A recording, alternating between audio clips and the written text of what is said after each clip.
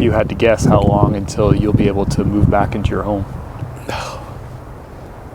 I would guess between 1 and 3 years. I recently learned of an East Asheville, North Carolina neighborhood that got totally destroyed by Hurricane Helene. But what's unique about this story is that many of these homeowners are literally still waiting for the riverbanks to get repaired before they can even begin their own home rebuilds. Betty was kind enough to share her story. Listen up. Just be prepared. It's pretty brutal. This continues to sink. This kind of freaks me out, frankly. You can see where the house is off the foundation there. We've got it shimmed up so it doesn't sink. So this was all, again, trees and plants. You couldn't even see the river from my porch here because there was so much growth here. There was an apartment building over there where you see that flat area. Wait, there was an apartment building right over there? Yep. And then these apartments that you see to the right, there were 2 more buildings there. 2 of those literally floated off the pillars. So that's the remains of a pickup down there. That silver thing? So we're February 17th. In 10 days, it'll be a full 5 months from the storm. What's the status of your house and your rebuild right now? Well, right now, what we're waiting on is to see if we can get government assistance of some type to rebuild the riverbank and to shore that up. And until then, we don't know what to do. How far up did the water come from where we're standing? You can see where it's kind of washed out under this grass. I think it came right up there. But the house definitely shifted, both vertically and horizontally. So how many homes are part of this HOA? 45. Okay. 45, and I think there were 21 that had serious damage. I mean, is there even a ballpark estimate to what it would cost to get the banks fixed? Probably close to $700,000. Oh my gosh. Yeah, and that's just the banks.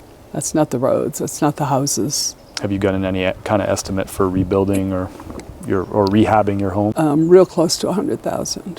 And is insurance covering that? No. None of us had flood insurance. So traditional home insurance does not cover. And you have people who have a mortgage and are having to purchase, find a place to live now, renting, and they're paying their mortgage here. And then the cost of rebuilding. I mean, it's overwhelming. Yeah. So there was water flowing down this, coming through this home and flowing down the street. Yep. So these houses underwater. These 3 really took a hit. Yeah.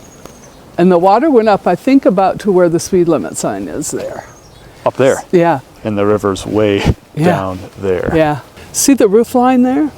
I mean, that water was up almost to where the eaves are.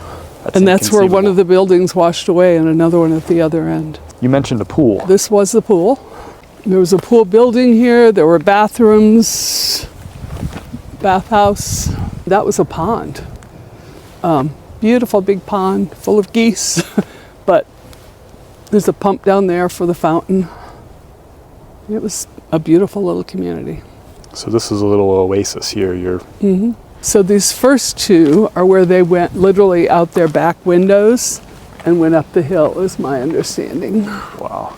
I mean, there was water up in the 2nd story. Yep.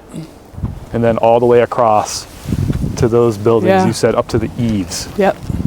I mean, we would be feet underwater. Yep. How can folks who are watching this video support you and your neighbors? We're hoping to get some government help to do the riverbank and the road. And then we started a GoFundMe. We have to replace our mailboxes. We don't have any mailboxes. And those kinds of things. It's amazing how expensive those are. Landscaping, getting some of that going again and just having it feel like a community. What needs to be done now requires big equipment and big, contractors to come in and get it done.